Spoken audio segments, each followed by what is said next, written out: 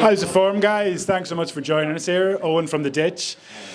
We're here, it's the evening before the trial of three activists who have allegedly done what the state refuses to do, and that is address Irish complicity in genocide. If you are in a position to support these activists, if you go to the Instagram account, activist_solidarity_fund, it's a mutual aid fund that will help support the legal fight of these activists. I'm just going to hand over to, we've got a great panel here for you, and we're going to have a great evening's chat. We've also got the first appearance of our newest senior hurler, Mr. Harry Brown, and he's going to be taking it from here. Thanks so much, Harry. Hello, everybody. Hi, and on behalf of The Ditch, as Owen said, you're extremely welcome. You know, I feel I've been doing this sort of thing for a long time, but it really is very encouraging to be doing it in an environment where we have such wonderful, distinguished people in support of activists who have done important nonviolent direct action at Shannon Airport, and to be doing so also in a context where, you know, we've just established in the last 10 days that the politics and the instincts and the values that are represented on this stage of internationalism, of solidarity, of struggles for peace and justice, of equality, that those values command a support of the majority of the electorate in this country, of neutrality, of a vision of neutrality that is active and in every sense engaged with the whole world. And this particular panel really represents that so very, very well, because this is a group of incredibly distinguished and celebrated people, it has to be said, and I'll introduce them to you in a moment. But it's not a group of people who are the benefactors or sympathizers with the kind of campaigns that we're talking about. These are four people who are very much active participants in those campaigns, and whose activism and actions on behalf of Palestine, among many other causes, on behalf of housing rights, on behalf of migrant rights, on behalf of all kinds of struggles, on behalf of gender equality, have been so valuable to us in this country. And indeed, I think further afield, and one of the things that I love about The Ditch is a vision of Ireland's place in the world that is genuinely worldly and understands very deeply that our fates are deeply intertwined. So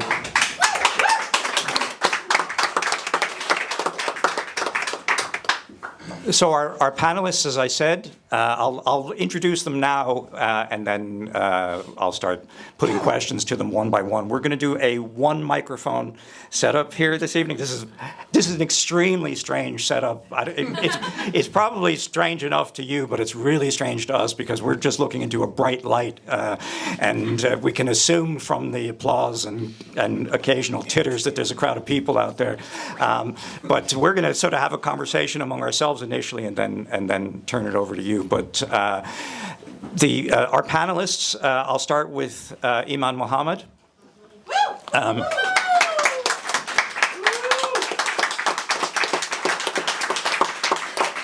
Eman is from Gaza, has lived in the United States for about 10 years, but then has come to Ireland more recently with her family, and is very, very welcome here indeed. For someone like me who comes from the journalism profession, if you can call it that, when I see Eman's CV, the publications that she's contributed work to, the awards that she's won, I recognize really one of the most distinguished members of that profession. And then when I see her work, I understand why. She's a staggeringly talented and visionary photographer whose work from Gaza, of course, originally, but from all around the world since, is a real testament to her humanity and to all of ours. So Eman is extremely welcome here tonight. Beside Eman, Michael Darragh McAuley, who I'm sure you're very familiar with. Michael Darragh is playing a basketball game this evening, so that's why he's been set up on the edge. He's not playing it here. He's playing it in Tala, but he's going to have to escape us relatively early this evening. Michael Darragh, as you know, for Dublin GAA fans, needs no introduction. He's got all the All-Ireland medals to show for it. And he's been incredibly active in migrant rights campaigning, and more recently in the really important movement to drive the boycott among Irish sports people and Irish Sports for Palestine. Liam Cunningham, again, I don't even know why I'm introducing these people. These are need no introduction people, if ever there was. You know, where's your All-Ireland medalist, Liam Cunningham? Yeah. So. Yeah, I mean, really one of our really finest actors, and again, as I said earlier, one of our finest activists, and someone who, you know, I'm sure you've all been familiar with, and the incredible work that he did in relation to the flotilla most recently, but so outspoken on so many subjects, and not only spoken, but doing the actions to go with it. And the same goes for Naoise Dolan, you know, a brilliant novelist, you know, with an extraordinary audience already early in a career that I'm sure is, you know, going to go further and farther again. Naoise, but Naoise is also one of our comrades, very much for the work that she has done, and I'm sure that she'll tell us about most recently on the flotilla, where she experienced, I guess, at first hand, the nature of the forces that we're up against. And we.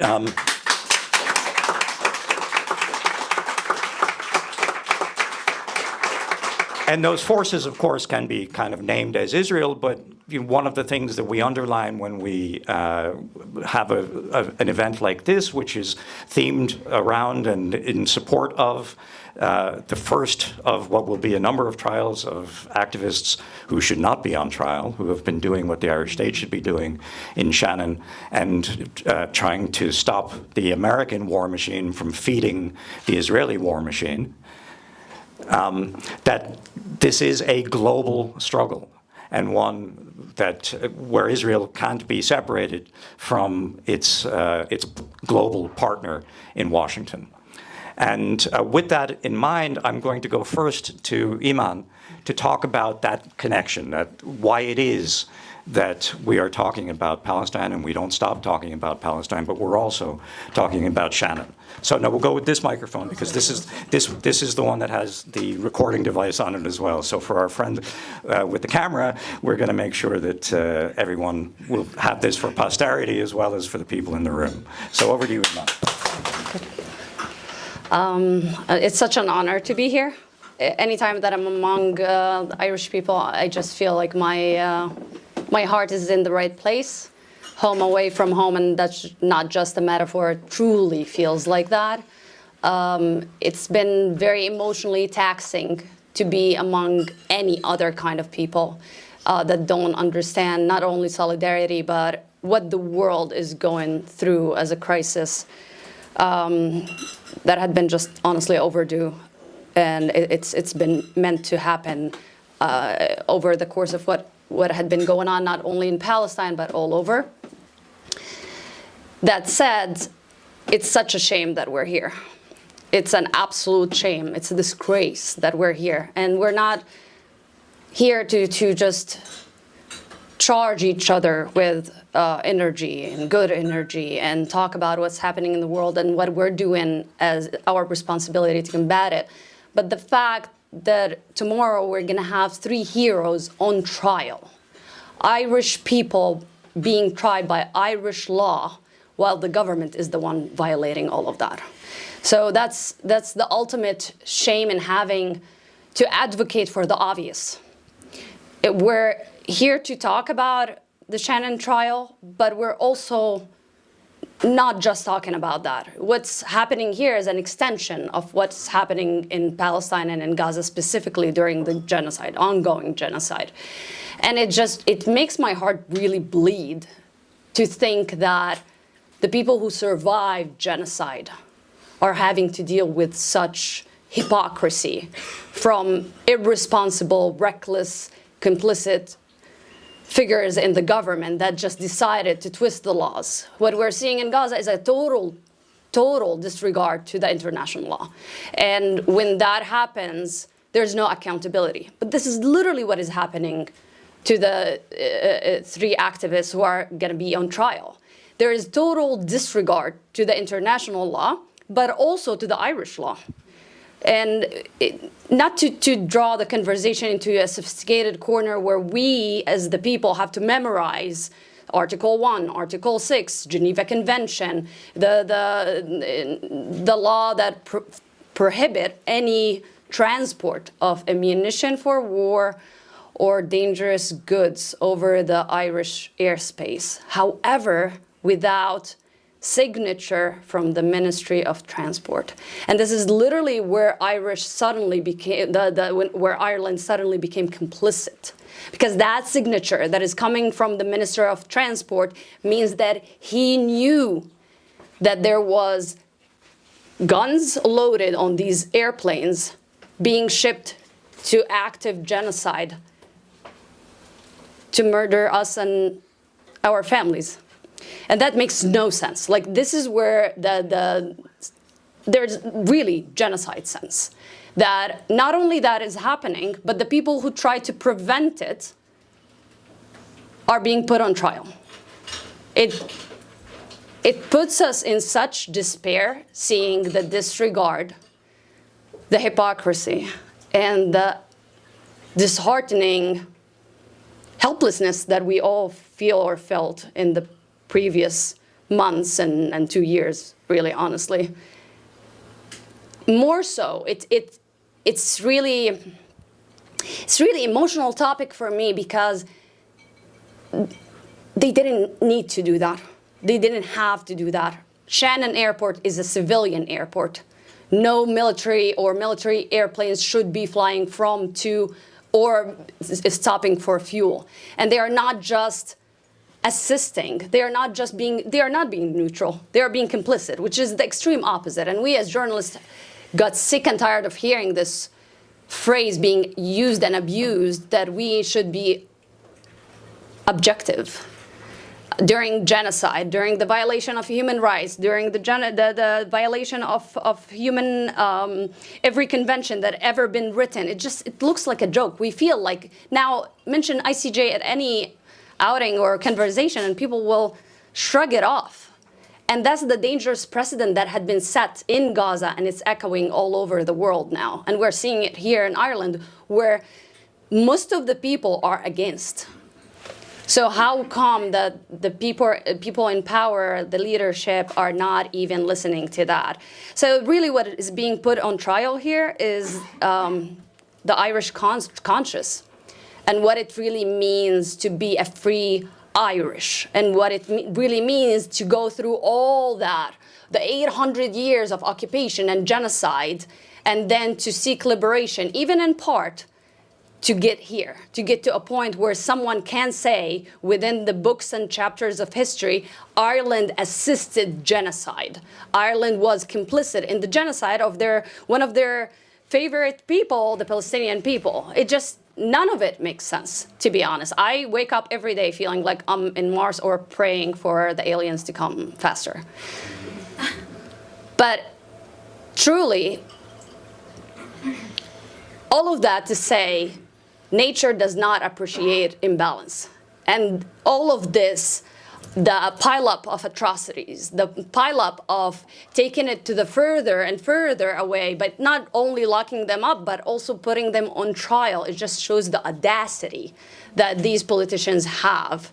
And maybe I'm naive, but I have so much faith, and I would bet on the people any day, every day. So I know for a fact that this is not gonna fly, that this is not gonna happen, that this is not gonna go. But dragging us and distracting us while this is still, the genocide is still happening in Palestine, still happening in Gaza. People are getting lynched by settlers, and you have the footage. We all see the footage. It's not hearsay, it's literally on our screens.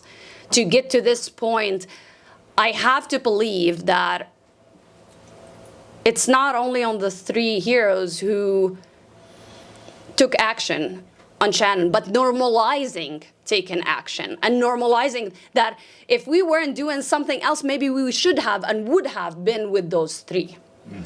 And showing up, because governments and the system that had been crushing us and been working so perfectly, so well designed to crushing the people and their free will is not gonna, it's not gonna pass. It's not gonna be able to move forward as long as all of us rise and say no. Right. And we will be able to achieve justice by focusing the attention on this, because it's not as just a symbolic reference, but it's also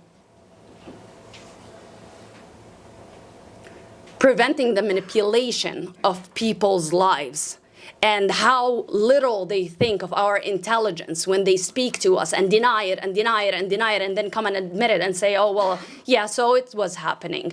I can't forgive the idea that I uprooted everything in my life to be in support of a system that still manufactures consent to our genocide. And I don't think you should be either.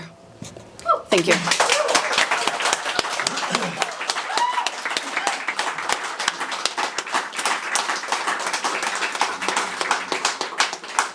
If you're not subscribing to Eman's Substack already, I think you should. The 3 people who are going on trial in Ennis tomorrow, Emer Walsh, Anya Traynor, Andrew de Boetelaere, are being charged with trespass and with interfering with the function of an airport. There are further defendants on similar charges and some on some other ones as well who will be coming up in the future. And I think Eman has contextualized their alleged crimes in the context of much, much larger and more important crimes very, very well there. Michael Darragh, I think you know at least one of those defendants, don't you? And Michael Darragh, you've been active on these issues for a few years now, and you've been really driving organization of activity in the sporting sphere in support of the people of Palestine and in many other causes. Can you talk about how you've come to that and why you're taking these kinds of actions? Thanks very much. Firstly, can I just say it is genuinely a real honour to be here. Like I'm usually on the other side of these events, like here at movie premieres and protests and demonstrations, hearing these 3 and Harry exactly. So it's an honour to be here, and just thanks again everyone for their solidarity in this space. From my point of view, I had a very privileged sporting career where I happened to play for Dublin. You a Dublin fan? Yes. Right now, I have a Dublin jersey behind the bar for you. I had a really privileged sporting career, and it managed to give me a platform. And I felt that it is with that bit of privilege that we got comes responsibility. And I suppose I've long before any date 2 years ago, I've been always felt the case for injustice for the Palestinian people. I saw one of my first port of calls was kind of reaching out to David Hickey, who I'm sure a lot of people in this room know, who has been such an unbelievable advocate in this cause. He's 76. He hasn't been well, and he has put every breath of in his body into this cause. And I suppose we said, how can we do anything in this space? We have the ears of some of the communities around the country. The GAA is a powerful community that really kind of gets into every little village and nook and cranny in Ireland. So it's important what people say, and I suppose I advocate for that all the time in terms of numerous spaces, and in terms of you don't have to have won 8 All-Irelands, but you just counting. But like it. I mean, it wasn't just getting that in there, but they. Many was it again? But it is so important for this the local person in West Cork and their club. They're role models in their communities. It's a huge thing, and I suppose we were trying to just use the platform that Dublin gave us to try and round up some of those troops. And I suppose we've been involved in numerous actions to try and round up some of the sports people in Ireland who do have a platform across different sports. And we started Dubs for Palestine, which is still going strong. We started Irish Sports for Palestine with many other people involved. I'm sure everyone probably knows the actions that are involved in those groups. But it is so important. I think to kind of slightly echo what's been said there, someone who's been like a North Star for so many of us is like Francesca Albanese when she says like that if Gaza was a crime scene, then our fingerprints would be all over it, like, and everyone's fingerprints. And yes, that's definitely the Minister for Transport, that's the Department of Foreign Affairs, that's the Taoiseach, that's everyone. And I suppose it's to try and do whatever we can do in that space, whatever platform you can have or you can use to try and right that wrong, and to try and kind of echo that kind of power of one and that multiplier effect, because the will is there, and I find sometimes just the action of how lacks for some people, and so to try and kind of give that platform and in a sporting context, yeah, and I suppose that's what we're trying to do, and we're definitely not stopped because there's still a very active genocide going on. Brilliant.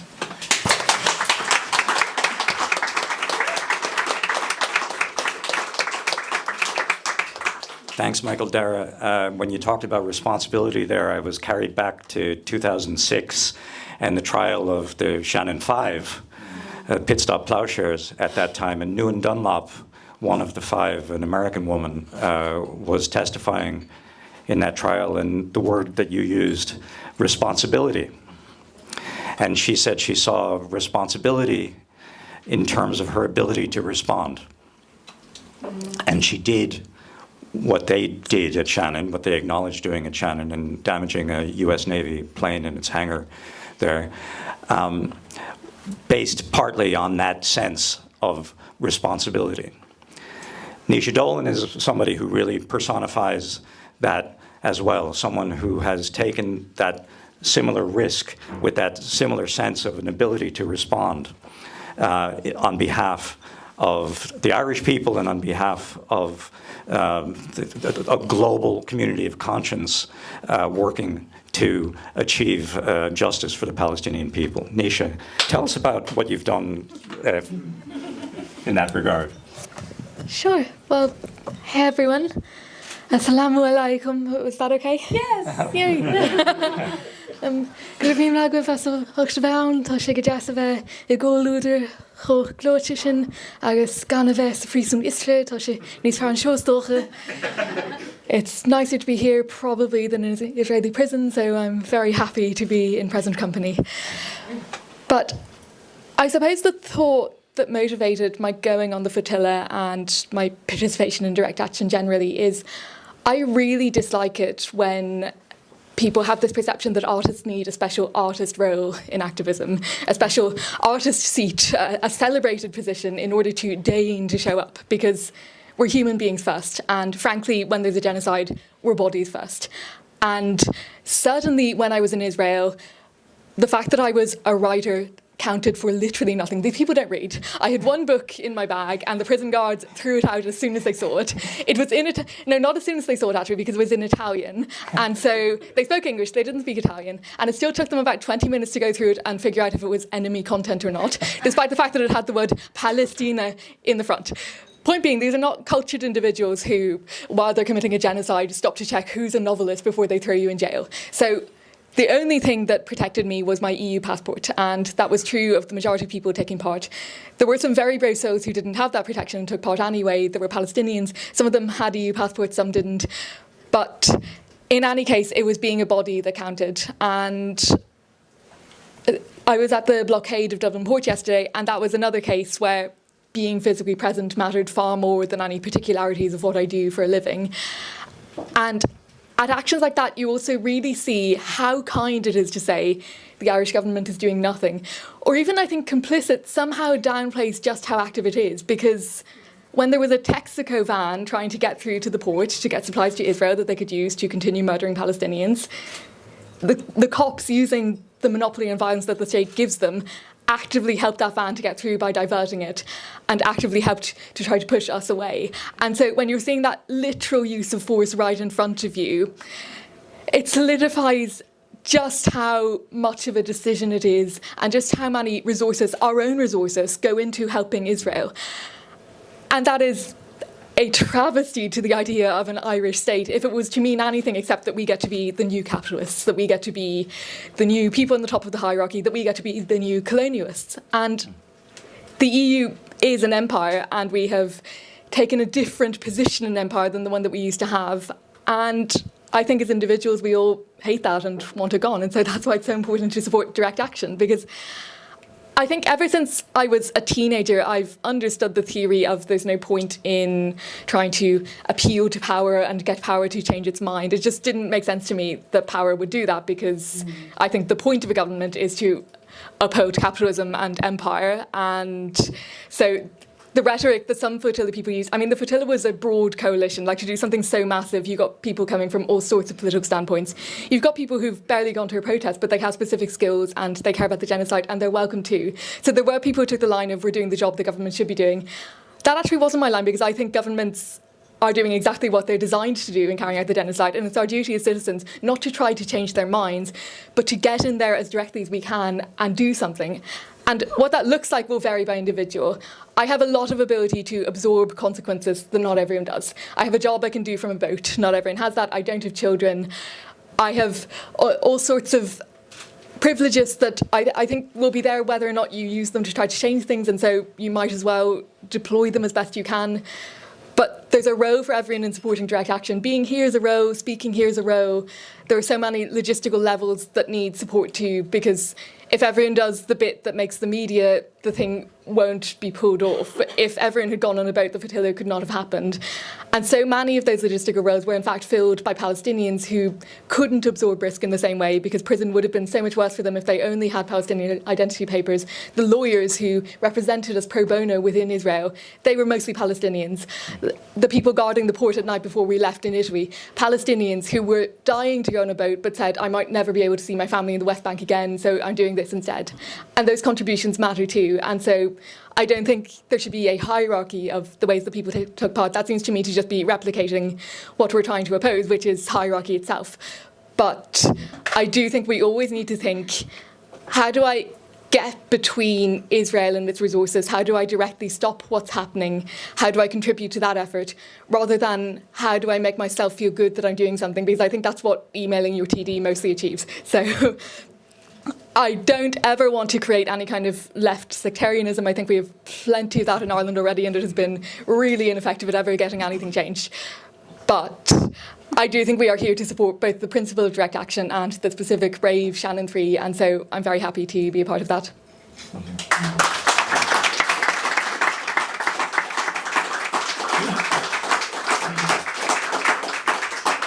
Yeah, I'm reminded of Kieran O'Reilly, who always, of one of the Shannon Five, who always said, you know, if 1% of the people who are out protesting on the street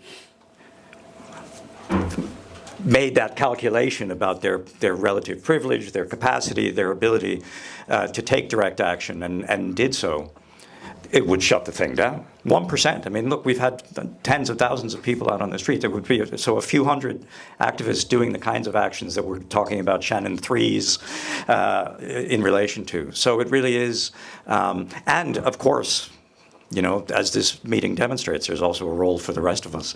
And I know that there's people in this room who are planning to be there in Ennis tomorrow morning to begin a week of support for the 3 defendants who are going on trial tomorrow. So that's great, and it's really appreciated, I'm sure. And I know the Ditch will be there with them. I mean, Owen might tell us later about the particular form that the Ditch, some of you may have seen already, the social media, about the latest form of support that the Ditch is offering in terms of action and watching the actions of troops and munitions moving through Shannon and through Irish airspace.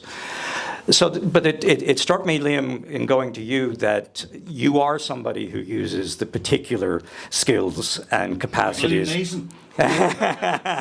You're very like him. Yes, you're very like him. Yeah. That there is something to be said for, okay, I've got this voice, literally in your case, this great voice, and this profile, and I can put it to use in this way. Talk to us about how you've done that and how you've come to the conclusion that this is the way to use what you have. It wasn't a conclusion. It was an uninvited necessity. And I think, as with most of us here, once you've been given a platform, it's beholden on you to use it, and especially for people who are lucky enough at the age that I am. I've paid my mortgage off. I have very few bills, and there's people struggling to get a pair of shoes for their kids and struggling to pay the rent, and their list of priorities, protesting against genocide is not an immediate problem for them, even though they're disgusted by it, and I completely get that. And if I have the privilege that I'm not personally in a position of struggle, and I've been gifted a platform, then anybody that doesn't speak up when you've been gifted that isn't much of a human being, in my opinion. But also, speaking of sacred, the boys up in the Doyle have been gifted something by the people of Ireland, which is incredibly sacred. It is the future of the country. It is protecting what was hard fought for. And they were gifted this position to protect the laws. And they have so much privilege up there that they have the privilege of being legislators. They enact laws. They have also an obligation to protect international law and the things that we signed up to, specifically in this case after World War II, the Geneva Conventions, even the Dublin Accords and the Rome Statutes. And we have gifted them that. And they have been put in place to protect what the majority of people in this country want protecting. And what we're seeing with the trial with Shannon is the people we have gifted to protect that, they're pissing all over it.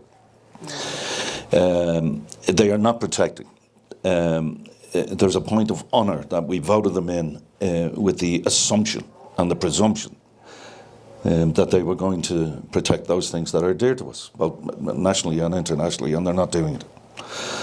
And when we were, there's a wonderful celebration of the flotilla in both places, in Sicily and Barcelona. When they were heading off, there was great celebration that these people were doing wonderful stuff. But on the ground, it was regarded as failure before it was setting off. The same in Sicily, and Shannon is a symptom of failure, because it shouldn't have to be done. It shouldn't be, the onus shouldn't be on people to do the job that the government should be doing, and they're not. And it's an appalling reflection on these people, and the disappointment is virtually beyond belief. They're not doing the job we're paying them to do. They're not doing the job they said they would do, because they fucking lied. So, excuse me, all this stuff is symptomatic of an erasure, the erasing of democracy. And Gaza, the genocide, these are all symptoms of how it's been worn down. And it goes back to the old cliche of, if you want to know who controls you, who can't you criticise?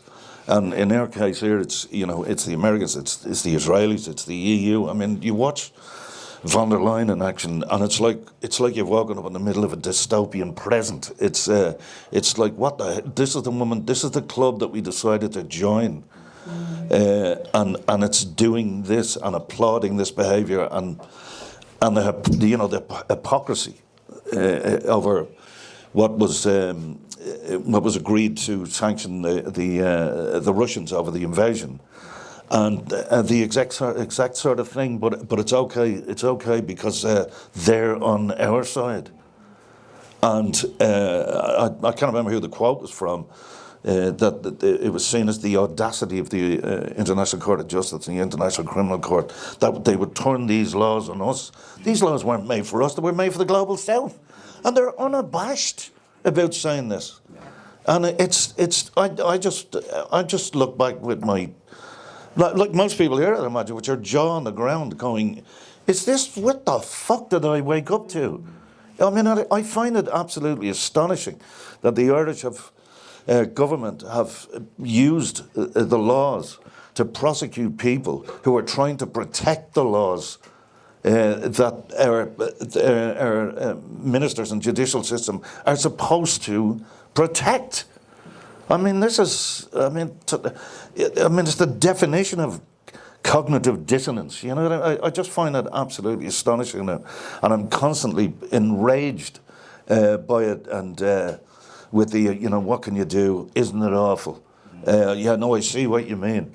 I mean, this erasure of our democracy is going to be an ongoing process because.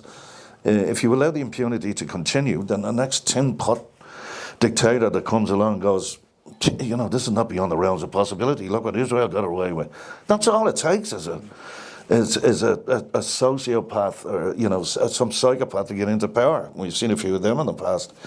It will be consider him or herself enabled to get away with this stuff, and this is this is about protecting hard fought for rights and the protection of a democracy without allowing authoritarianism to come back, which it already is on the way, and it's up to us to stop it. And that has to be with civil disobedience and direct action, and because appealing to power. What is that's what you were talking about?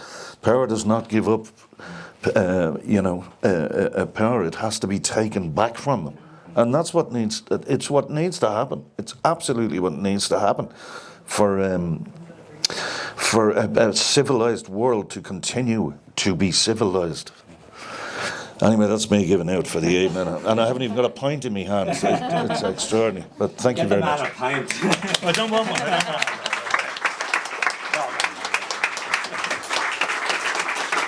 Yeah, power concedes nothing without a demand. Correct. Yeah. Frederick Douglass.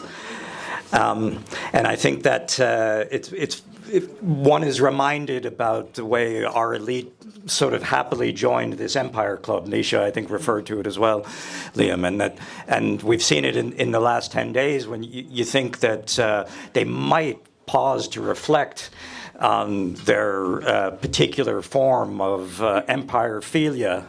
In light of the fact that the electorate, million people, rejected it very, very, very clearly. Whatever you think of electoralism, we certainly had an opportunity to vote on a certain set of key issues by voting for Catherine Connolly, and people overwhelmingly did so. But instead, they've kind of doubled down in the last while. They've kind of insisted that it turns out that there were more stupid, wrong people in Ireland than they realized, but they're still stupid and wrong. I think that we were talking earlier, Eman. I know you started to touch on this, but this continuity, of exactly what Liam was talking about, this continuity of lawlessness, that is on the one hand reflected in genocide, and on the other hand, reflected in the absence of an inspection regime at Shannon Airport. And you, of course, you've been in the belly of the beast in Washington, you've been on the receiving end of the beast in Gaza. And I wonder, can you talk more about how you have seen and experienced that in those places? Thank you.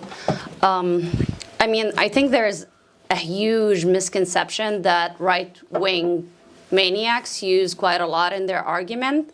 And I know they are not the majority, but it's still just having that argument out there is dangerous because it's flawed and it's cruel. That why are you taking care of Palestinians? Why do you have that compassion? And I'm sure you've been asked that question plenty of times, which I think the question itself, and I'm sure you have had it as well, it's ridiculous because what Palestinians need and want from the international world altogether, and specifically from Ireland, is not support. It's to not facilitate their genocide. They want you to be neutral. You want to be neutral? Be neutral. But you're not being neutral. That's the problem. The problem is that Ireland is not neutral. As of now, it's actually aiding and abetting. And it continues to do so while the people are saying no. There can't be more extension of the British occupation than the current government, to be honest, in my point of view, because they are just doing the dirty work with Irish hands, which doesn't make any sense. This is the equivalent of collaborators in Gaza. When the ceasefire was announced, then we still bled and we lost people on their hands. And in no shape or form are Palestinians asking for support. The housing crisis, Palestine is not responsible for. And yet, no resource has been invested to solve that. And how many years? We've been here for 1 year. We moved 3 times. And trust me, like, being in the U.S. was not a choice, was part of being ethnically cleansed. And so being in Ireland felt like such a magnificent moment in our story. However, when I hear people saying, well, why should we care? Well, care about yourself. Care about your country. Care about the fact that Gaza is not going to stop at Gaza. It's not like a sentence that just brown and black people suffer from colonization. We surely saw that here. I feel like I'm talking to myself when I have those arguments, to be honest. Because in which sense are we even, we're just saying save yourself. We're literally saying save yourself. We are in the battle. We are continuing this, but the Irish don't have to, and you know from your own personal experiences.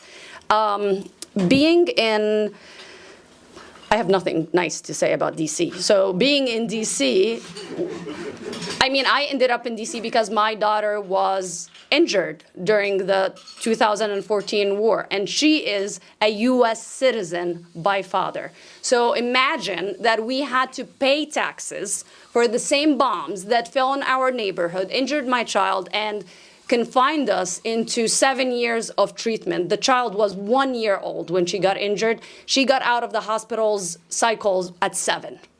That's literally all we know. So when people ask me like, oh, why did you end up in the US? It's such a painful question. Because at the same time, I'm confronted with the murderers, with the criminals who justified her slaughter, my family's, and forced me to be out of my country. I never wanted to leave Gaza. I would never imagine myself without Gaza. And 10 years later, here we are. So working as a photographer on Capitol Hill and having to, every day was like a battle because you feel like they are not working for the American people. America is the richest country with the poorest people. Incredible inequality, incredible violations of human rights, of civil rights, you name it, it's there. And it's just a grind to fulfill this tax bracket that the government wants so it can fund more genocides. Gaza is not the first either.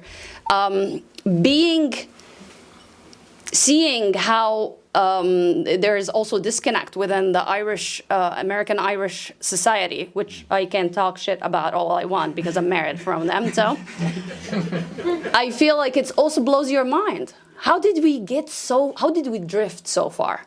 How did we get here? And it brings its full frame that it can happen. You can survive genocide, and I don't trust a single Irish person who would be in solidarity with Palestine and not consider what happened to the Irish people genocide. It's a genocide, and you seek liberation, you fought for liberation. There is no favors that had been done on your behalf. However, that happening, I can imagine someone who can get out of that and the trauma doesn't end, the cycle of trauma doesn't end, and then they can't identify genocide when it happens. You go through a traumatic, hostile environment at work, and you can automatically recognize when you're being discriminated against or someone else. So how can we be on that scale of seeing children being pulled limb from limb daily and thinking that we're so far off? You have 3 citizens of your own being put on trial for doing what? For saying we don't want the bombs to go over our skies. They didn't even say we don't want the bombs to go, period, which I know they would, but it's just over our skies. It's infuriating, and I'm sorry I drifted so far from your question. But I think if you ever end up in the States for 2 days, let alone like a decade, it's really just being caught in hell. It's not because of the way that the system works. No, I mean, my job interfered with that quite a lot. But it's the fact of how fast and how quick they've driven people to apathy and how apathetic they became to their own suffering.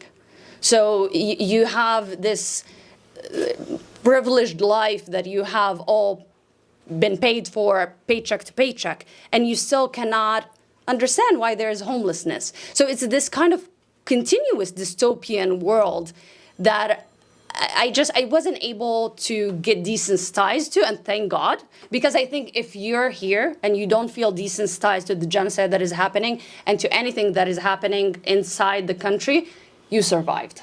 That means they failed.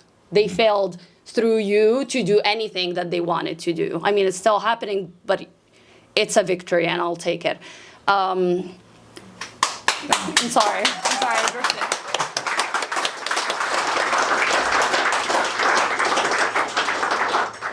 Michael Darragh, I think the last time I saw you before tonight was outside Croke Park when there was an American football game going on inside. Can you talk about the GAA and anti-imperialism and using the tradition of anti-imperialism of the GAA as part of organizing within it, and also about the reality of the GAA today and where it finds itself in relation to events like that one? Thanks. Yeah, and like I say, and even just to echo on those points, I remember seeing you speak previously at the Ground Zero documentary, but I think it's kind of when we realise that Palestinian people are Irish people, and Irish people have been through the same thing. Once we really inherit that into our blood, that every single thing that we do, needs to fucking piss us off. It can't be this thing that we pat ourselves on our back over our little bit of neutrality, whatever that might be here and there.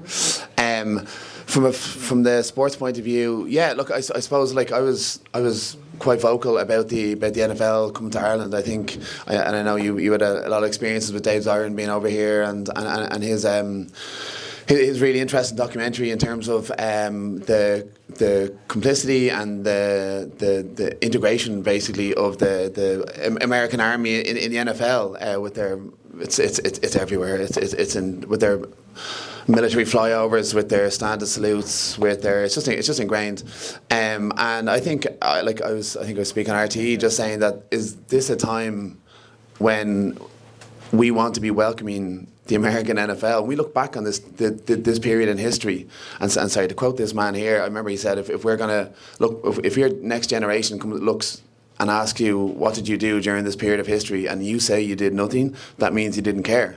I actually used that on some conferences, by the way, Liam. But it's true, and I think that's it. This is a fucked up period of time. That's the reality of it. Nothing's off the cards in terms of what we can do. Yeah, it's a sports event. Don't say sports and politics does a mix. We're not even going there. But I think we're going to look back when we welcomed with open arms American soldier men standing in Croke Park, to be welcoming those men onto this field to an American-backed genocide.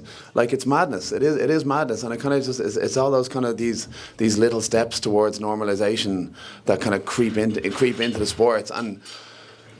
Us in the GAA, and I don't want to put myself even in that bracket nearly, but like I think we often pat ourselves in the back of being so staunch in terms of whatever anti-colonialism and then the history of the GAA, but we have questions to ask ourselves, and I know that there's big questions at the moment over the Allianz sponsorship deal with the league, with the GAA leagues at the moment, and this is one big but complicit step that the GAA has, and I think we're slowly seeing action from it's sometimes it's the same old faces, but we're slowly seeing action within GAA circles saying no, this actually isn't right. These should not be someone who are very, very active in terms of enabling Israel do what they do.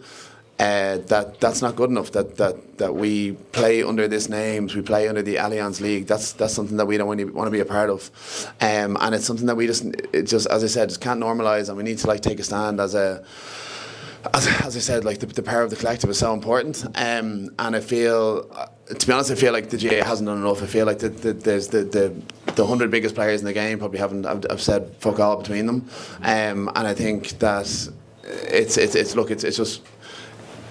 so important that this is said and this is done, and then the GAA can't go back and ride on its high horse at a Crow Park thinking that it's all fantastic when it's not. So I think it has a huge role to play in this, and will do going forward.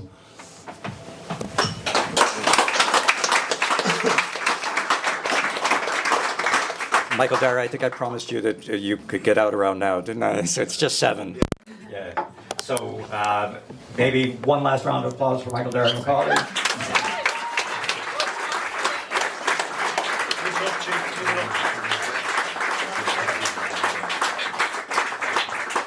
If I play crap in basketball, I'm blaming on you.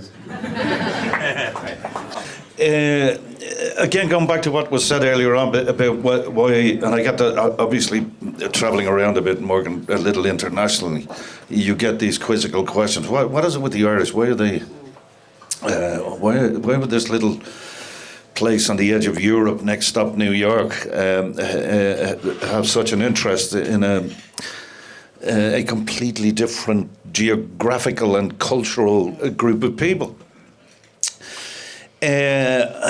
So I have to mark their fucking cards with the obvious as the 800 years of occupation or whatever, but to give you one kind of very solid indication or comparison, I introduced a movie last night in a lighthouse called Palestine 36, which is directed by the wonderful, I'll mispronounce it, but it's Anne-Marie, is it Jassir or Jahir? I can't remember. Female Palestinian director, wonderful woman, highly regarded. Has been on the Cannes jury during the Cannes Film Festival, and I think Berlin as well. She's very highly respected director. And as you can imagine, it's 12 years before the formation of the apartheid state. What's interesting about this is that when you look at it, and I did The Wind That Shakes the Barley as well, which follows a similar kind of narrative for obvious reasons. And in it, there's the famous Kilmichael attack, which was the Irish, the flying column, who attacked the auxiliaries. For them of you that don't know, there was the auxiliaries and the Black and Tans. The Black and Tans were returning grunts troops from World War I, and the Auxies, as they were called, were the officer class, and blah, blah, blah. Who, interestingly, the head of the auxiliaries was Cara Delevingne's great-grandfather, for those of you who are into modelling. Yeah. No, we don't blame the children for the crimes of the father, or great-grandfather. Anyway, when they were lifted out of Ireland by the British occupation forces here, they were lifted, put on ships and sent straight to fucking Palestine. And they were the battle-tested thuggery and terrorism, including the burning down of, Cork. All those methods were used against the Palestinian people, having done them in Ireland. So for us not to have sympathy with the Palestinian people would be an absolute betrayal of our own history. For the government in the Dáil to be bordering on the word participation, but certainly complicit, and talking out of both sides of their mouth. When you've got Simon Harris and our Taoiseach calling it a genocide, and also getting letters of thank you from Lufthansa for facilitating the flights. I mean, there's only Harris is talking out of 8 sides of his mouth, and it's and when they turn around and go, oh well, it's complicated and it's our perception on the world stage and all that. That's all bollocks. It's immoral. It's anti-democratic, and it's a betrayal of the Irish people of what's going on here. So I find this personally, what's going on, an attack on the very basis of what Ireland is. And Gaza and the genocide is a symptom and has torn the mask of who these people really are.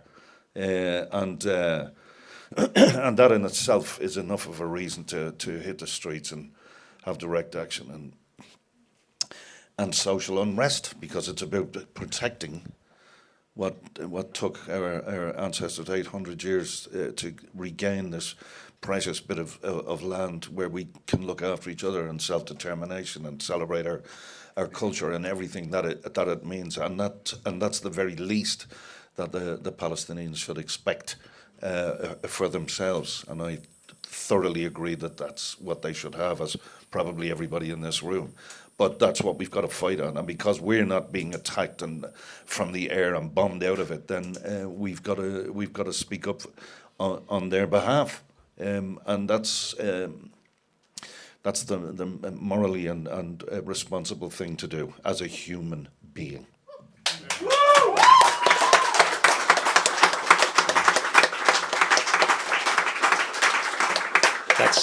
That's really interesting. Ismail Khalidi's play set in Palestine in the 1930s makes a great connection on the continuity between the Irish. And the name of the play escapes me. I don't know. Does anybody know it offhand? It's a senior moment here. Sorry, but if Ismail's play, which I don't think has been produced in Ireland, in fact, but is really cool on that. So this. Normalization is a word that Michael Darragh used, and the kind of normalization of our participation in empire. And I guess, I mean, Liam just talked about social unrest, and social unrest makes people uneasy. Social unrest that's happening in this country now, makes people uneasy, Naoise. And where do you see that relationship between unrest and normalization, and where we find ourselves in Ireland and in the world today? Well, something I found really funny when I discussed the Dublin port blockade with someone the other day, they go, Naoise, I loved what you were doing with the flotilla. I was with you guys all the way. But do you not think inconveniencing people like this? And I'm just thinking, okay, so you supported us sailing towards an active war zone, knowing that we would almost certainly end up in Israeli prison for days on end. But you think you draw the line at stopping traffic for a bit.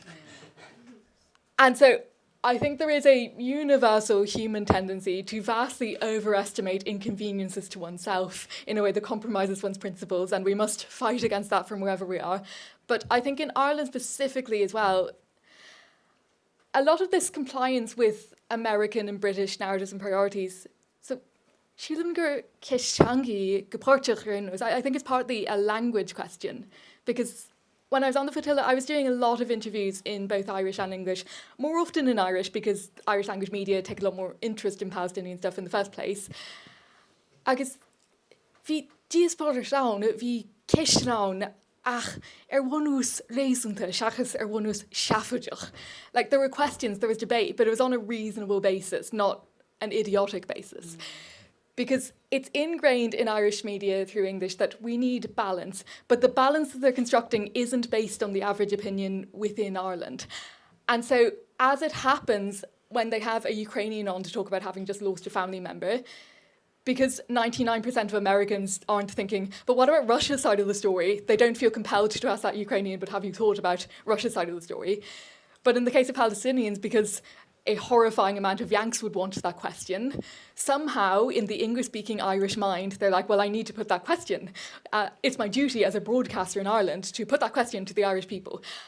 Whereas through Irish, now it's not a guarantee of having good politics that someone speaks Irish, but I do think there is some kind of cognitive defence through having Irish that acts as some kind of barrier from the default imperialist positions. And I think then where that plays into unrest and the position of direct action in this country is it also dictates what's viewed as reasonable. And most of our agitation occurred through Irish, and that also set our bar for what was reasonable. And a lot of our trauma gets expressed through the language too. Like, one thing that strikes me over and over whenever we see new reports of the horrifying starvation that is still very much going on in Gaza is that in Irish we don't have separate words for famine and starvation, because when you're experiencing it, do you care? Do you care if it was engineered in a way that we can prove, when either way you are dying of hunger? And so I think you don't necessarily need to learn fluent Irish in order to deconstruct the basis of Anglophone thought, but just remembering how much of everything that came through us through English, and even for Irish speakers, that's true, because most historical sources, sadly, are not available through Irish. When I read history books in Irish, they'll just quote the English instead of translating it into Irish, which infuriates me, because I just went out of my way to pay for a book to read in Irish. But that's a lesser problem than the one that we're here to discuss. But it all links in ultimately, and it's all the same thing, because language forms the basis of our reality, and the basis of what we view as possible, and the basis of what we view as defensible and worth doing. And so I think we would be more radical as a country if the English hadn't wiped out the language for the majority of us. And that's precisely why they did it. That's precisely why they devoted so much resources and so much attention to what you think would be the minor problem of a Celtic people speaking their own language. That's why they went after the language. And so I think scrutiny of this reality that we've built for ourselves based on Anglophone thought, which is imperial thought, would make it seem actually a lot more normal to just go and block a port, go and interfere directly with the mechanisms of genocide that we all agree are deplorable, because our ancestors didn't think fucking twice about raiding a grain store back in the day, or if they did, it was for their own safety. It wasn't, oh, I shouldn't do that because the grain belongs to the English person who's owned my land. Like, we are thinking like the colonizer when we think that direct action is somehow beyond the pale. And indeed that phrase, as I'm sure many of you know,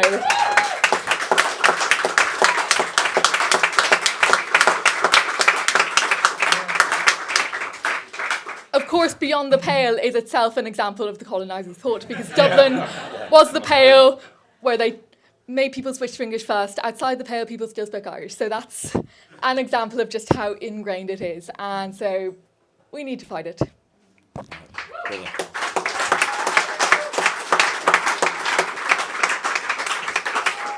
So we've been going here for about an hour. I want to definitely hear from, I'm pretty sure there's people out there because I can hear you.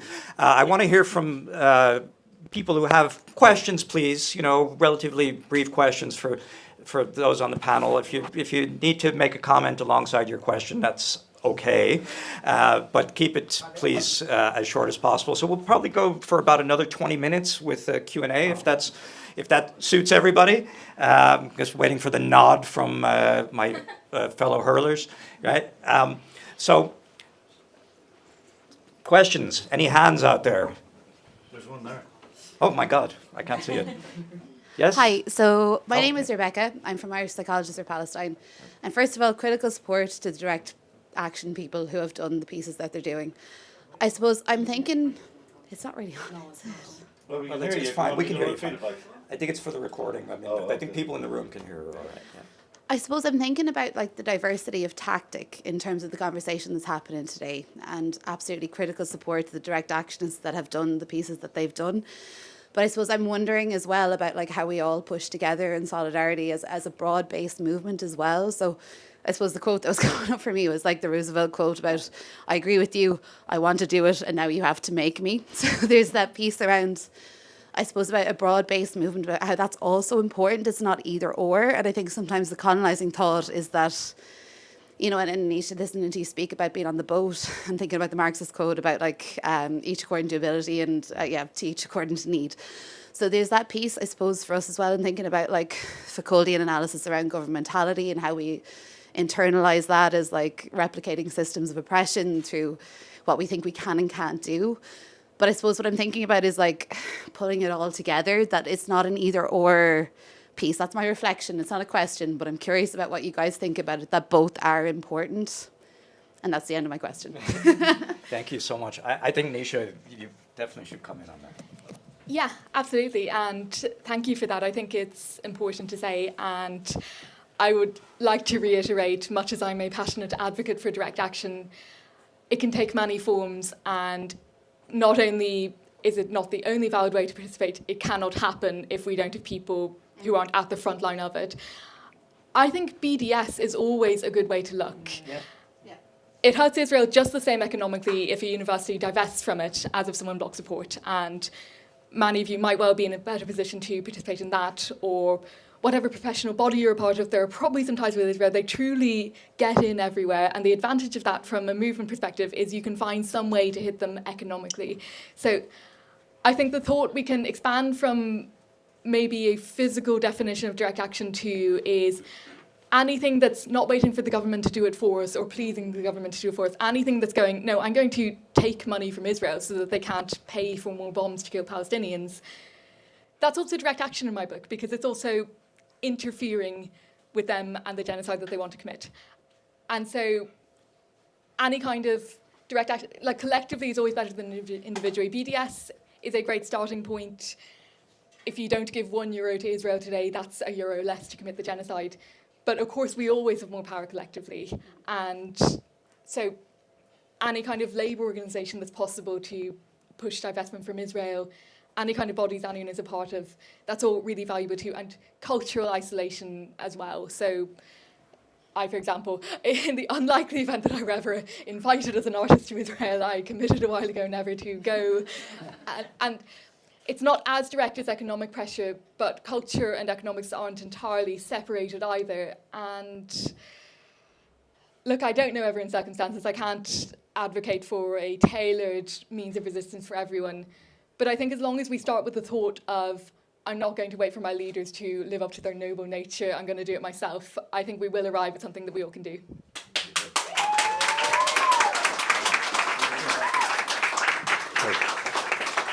I think there's reason for hope. You can look at this stuff and going to go, all this, marching that I've been on, there doesn't seem to be improvement in the situation.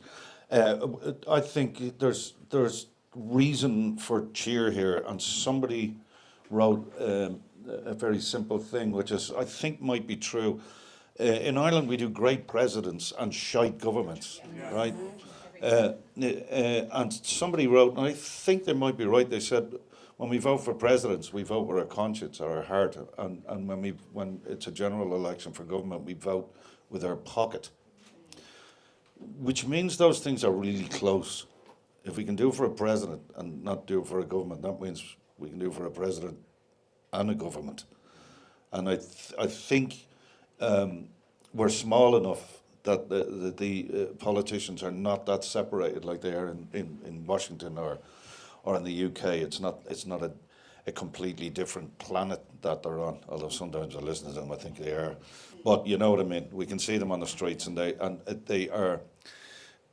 can much easier to shame than they are when it's a superpower, when they've because of the size of our country.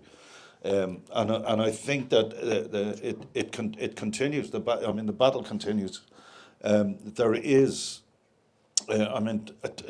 To all intents and purposes, in my mind, Israel is finished. How does it recover from this? Even for the people who don't say no, they're finished. Even after this, what university is going to turn around and go, we're going to reenact all our connections to the university? They're done. I don't think, and this is to be just very simple about it. I don't think the basic price, the bill for what it has cost them, and I mean in terms of everything, obviously culturally, educationally, scientifically, and the invoice for the demolition of whatever it is, 8 to 10 Hiroshimas and Nagasaki's that have fallen, that have been deliberately dropped on Israel's in the can, it's in the toilet internationally. But I think there is hope. The vast majority of people are sitting at home going, isn't it awful or whatever, but they haven't hit the streets.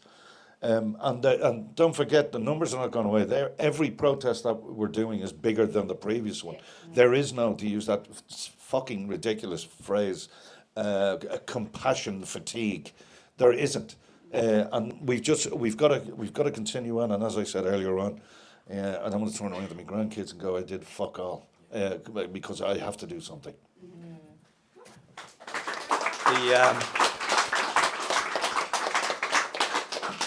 It reminds me, Ilan Pape, when he was here, was saying that his latest book, Israel on the Brink, wasn't he going to call it Israel is Finished? And his wife talked him out of that title. But so Israel on the Brink wasn't precisely Israel is Finished, but it was something along those lines. He believes that Israel is finished.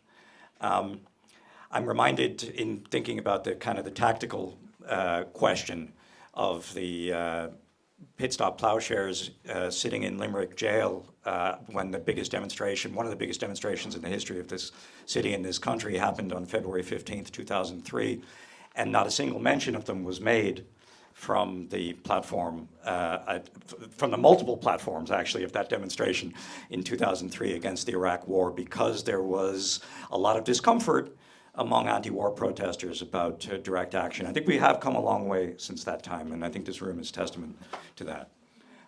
So there's another question, I think, in the audience. Yes? Yeah, just here. My name's Mark. Thanks to all of you for your activism. Thanks to everyone for putting on this event. I work in sports broadcasting, so no surprise at all.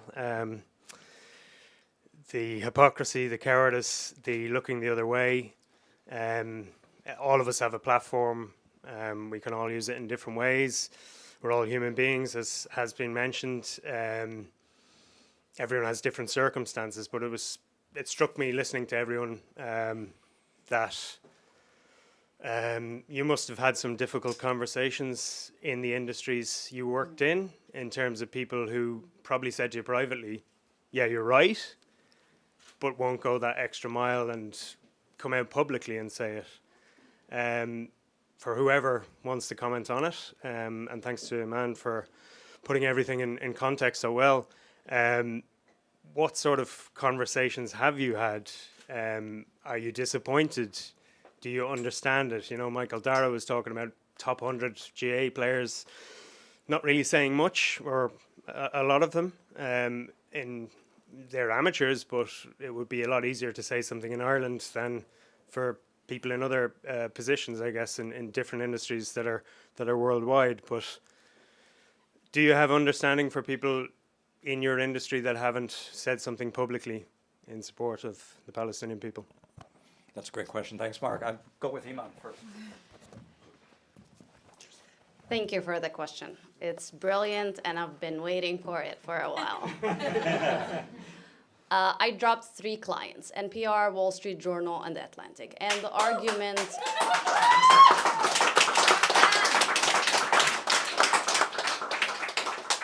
and it's mutual. Like, I'm sure they don't love me either, but they did in the past. And the argument went as followed, literally week 1 of the genocide. If you see a demonstration, if you see a protest, a march, any kind of action being taken pro-Palestinian, and there isn't one that is pro-Israeli, they kill the pro-Palestinian news. This is how it works. Which under the disguise of balance. But in balance in journalism, you don't kill the story because there isn't support for the other group. That just doesn't make sense, and you don't have to be a journalist to understand that. If that happened, your job as a journalist to have the integrity to fully document it and broadcast it, write about it, photograph it, depends on your medium. But you cannot kill the story completely, pretend that it didn't happen, so you don't tell the public about it, you don't inform them, because there wasn't one that is pro-Israeli. It's not my fault that everyone hates Israel. It's actually theirs. Yeah. And so with that logic, it made no sense. Thank God for the blessing and curse of social media, but we don't need their platforms. We have our own, we can create our own, and instead of complaining about media not doing their work, we are now the journalists who are doing their work, because I personally never believed in for-profit media. It's always going to be loyal to for-profit. And you can see that, and all journalists suffer with that when the headline changes and it doesn't echo what is in the article, when it becomes a clickbait for views and likes and so on and so forth. It's our fault, our industry's fault, that we forgot that journalists made media. Media did not make journalists. That never happens. We have the story, we know how to tell it. They use our skills. And so what do they have that we need for them to dictate how to kill a story? And when that's killed, it's killed under ethical concerns. So everything in the language is made to guilt you, to frame you, to put you in a bracket that you wouldn't want to be in. And any journalist with integrity cannot argue with that. Now you have people who say we're working from the inside the machine, which respectfully, bullshit. It doesn't work. It didn't work before. It's not going to work now, and not when people are losing their lives daily. I think that now there is a lot of PR laundering that you can see, whether it's on CNN, even the Washington Post and New York Times are feeling it so much because they are receiving emails back from journalists saying, I don't want to work with you. I can't ruin my reputation. So every action is direct action in that sense. And unfortunately, yes, there are people who held tight to the paycheck, but I mean, threatening with legal action had always been productive in showing hypocrisy.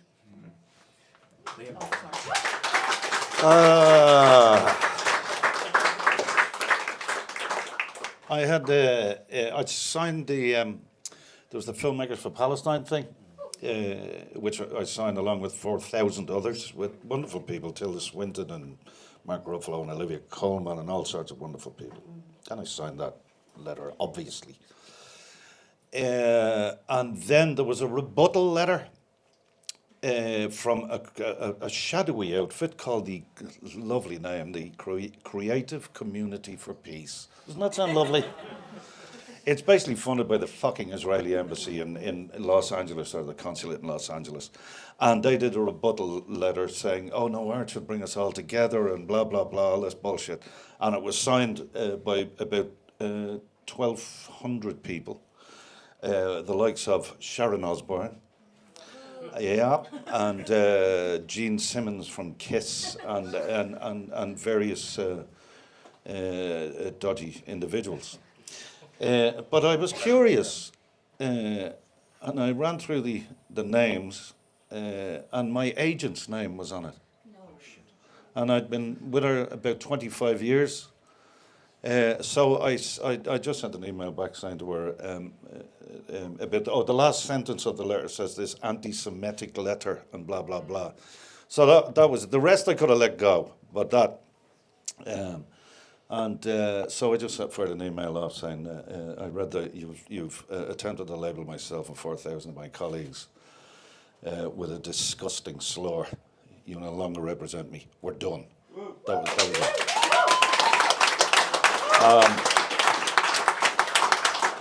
And I've been with her since she was an assistant. She wasn't even an agent. That's how long ago. And we had some wonderful times together that she completely fucked up. So I wish her the very best. But that's... yeah, but what was interesting, they say the kind of tide is turning. I've obviously got people because of the American stuff that I do, and so I'm an agent in American and management over there. So I was wondering how long it would take for the phone call from America to arrive, which wasn't long. And I pointed out what had happened, and I said, look, listen, you have to be practical about these things, and I just said, if you've got any problems with what I've done, you need to let me know now. I don't want to be wondering about this. And they all went, no, we've no problem at all. So funnily enough, the Americans stayed on. So I think there's hope for us all. But she left me in no position. And I spoke about her Jewish heritage, and she'd been to the kibbutz and all that sort of stuff. I was intrigued about her upbringing and stuff like that. It never became, but over the last 2 years, I noticed how incredibly quiet the conversations were with myself and my agent, and I was vaguely suspicious, didn't want to think the worst of it, but then once the name was on the letter, then she committed harikiri. So the very best of luck to her, and she won't be getting any more money from me. I have to pee. I'm old. Have to pee. I'll be back. Continue without me. Well, I feel very fortunate because there's no money in literary fiction. And because there's no money, people don't sell out just to maintain their position in this field where there's no money anyway. If they, for some reason, are heartfelt, genuine supporters of Israel, they might continue with that. But there's no one gonna espouse opinions they don't really hold just to hold on to something that's not very lucrative. Virtually everyone doing what I do could make more money doing literally anything else. And so the reactions I got were on a spectrum from silence to active support.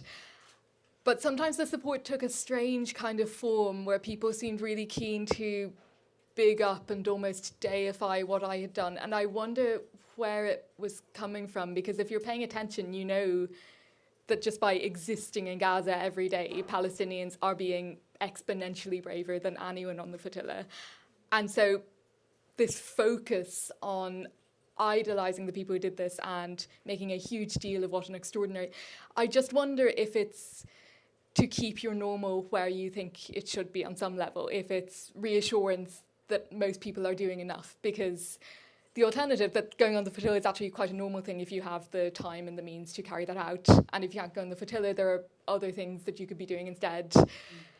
I think that conclusion is maybe uncomfortable for a lot of people in the sphere where I'm in, where the done thing is every few months you sign an open letter. Maybe you boycott Israeli publishers, maybe you speak at a poetry event every now and then where the money might go, hopefully to direct mutual aid in Gaza, more often to an NGO.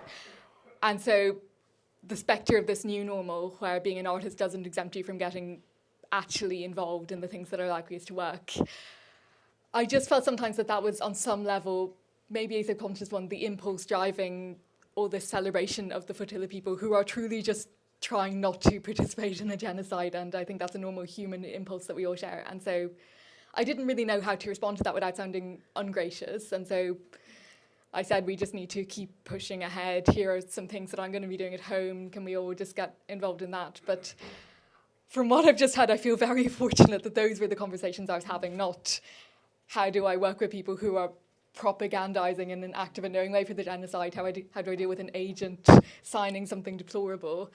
And I think probably another factor in that is that while I write for newspapers, it's opinion pieces, and so they have a certain ability to let me say whatever I want because it's just her opinion. And it's bizarre because the reality this creates is that an experienced Palestinian journalist doesn't have authority just by existing, that someone who wrote a couple of novels that have nothing to do with it does. But somehow, if you're coming into it as someone who's not seen as primarily a journalist, they can see it as your op-ed where they let you go for a bit. Although there is now a boycott of the New York Times that I'm a part of, many others are, where, because the way that they use these opinion pieces is they have an editorial journalistic staff who overwhelmingly manufacture consent for Israel's genocide, and then they bring in the op-eds from people who disagree and they consider that balance. And so I'm not doing that. And there is a power to that refusal because I have written book reviews for them before, I've been reviewed and featured in them, and so have the majority of the people on that list. And so it's a tricky one with media because I think we do need to be strategic.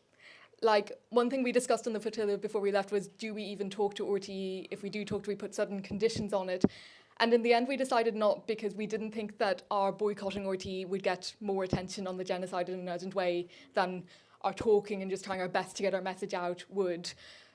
But it was definitely a conversation, and I think the more of those we have, the more we can use our power of refusal, because ultimately, collectively, the media need us more than we need them.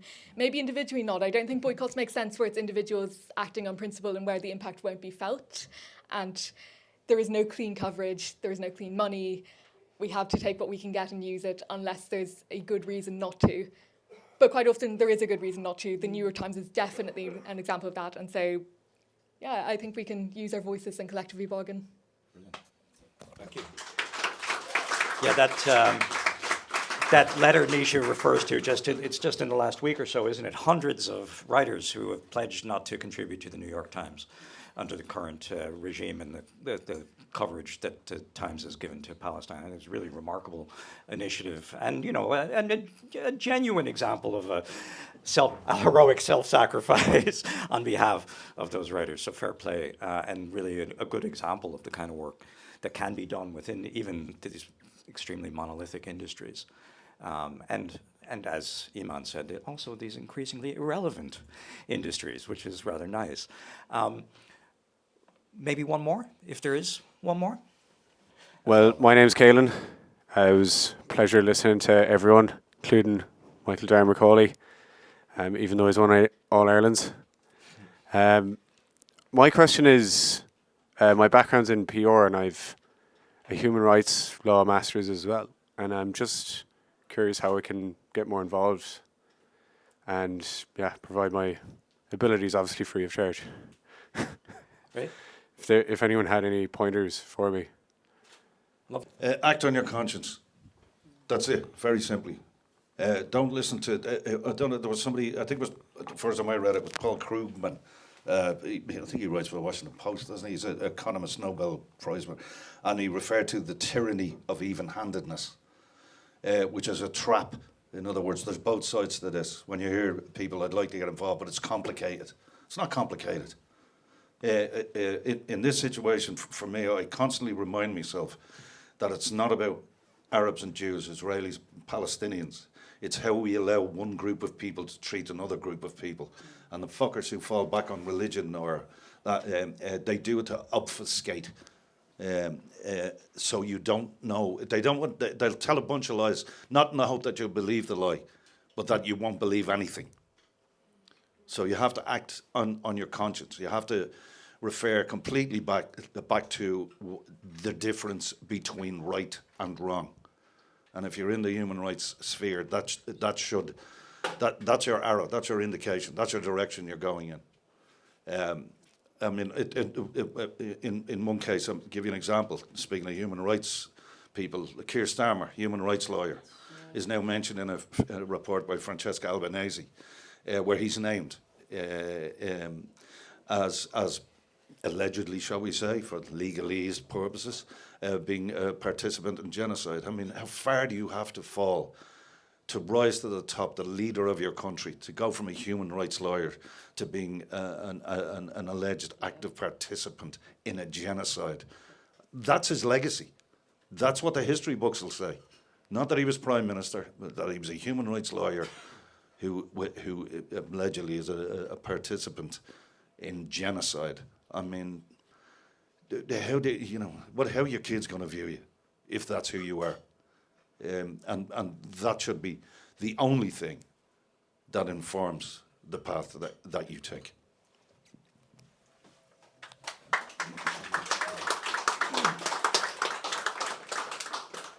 I hated demonstrations and protests till I knew how much it pisses off the government. And then I'm there every single time.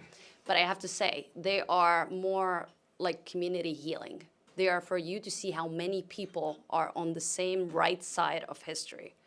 That where all the ideas come from. The calls for action, the connections with the community that echoes the same decent and humane perspective that you have. So just to answer in a short manner, if you want to have that as a stand in your life, there will be maybe one or two opportunities. If that's your lifestyle, if you just stand for what is right, it's not Palestine that is the cause of your life. It's not Ukraine or any, it's literally just human rights. You can always find a community that is like-minded. And if you're not in one, it's time to get out of the one that you're in and actually have yourself surrounded by people who charge you. So you wouldn't feel continuous, that fatigue that was just mentioned comes from feeling like you're screaming to the echo. There's nobody else to say, oh my God, you're right, this is fucking madness. And that comes from I found out, being in the wrong circles, even if you don't notice it, even if it's a family, it's still the wrong circles. If you want to be active about something, just find your crowd, and you're gonna be healthier for it. Mentally, physically, every possible. Yeah, I think spiritually you guys have said it all, so I'll just make 2 concrete, geographically specific suggestions. So first of all, there will be another flotilla in spring. The Irish flotilla, people are already thinking about how to organise that. And I would say the flotilla is a network in itself, and the people who were providing land support are just as much a part of it. So in terms of finding your people, just applying when that goes on and doing whatever is most useful for the cause. You'll be in the network either way, and either way it's fantastic to be a part of things. There are generally more people who want to go on votes than there are places, which is kind of insane when you think about what being on a vote involves. But I suppose it's human to want to be at the most direct front of things if you can, but genuinely we could not have done anything without everyone who's involved. So find some kind of way to contribute to that when that goes on, and you'll then have some really sound people that you'll see at all sorts of Palestine things in Dublin forever afterwards. And also on that note, Shut It Down Dublin on Instagram, they're the people who organised the port blockade yesterday, and that will be happening every week, and similar actions for as long as there is a genocide, which inshallah won't be forever, but we'll see. And I think that's it really for suggestions from me. You guys said it all on the spirit of following your principles. Thank you, Liam, for cable support there. I used to be an electrician. There you go. All right, I think we're going to leave it there, folks. But Owen, do you want to say a word about the Shannon Warport initiative on the ditch? I think that's worth kind of finishing on. About how this institution, this crowd that I found here, the ditch itself, is working, doing great journalism, but also great journalism.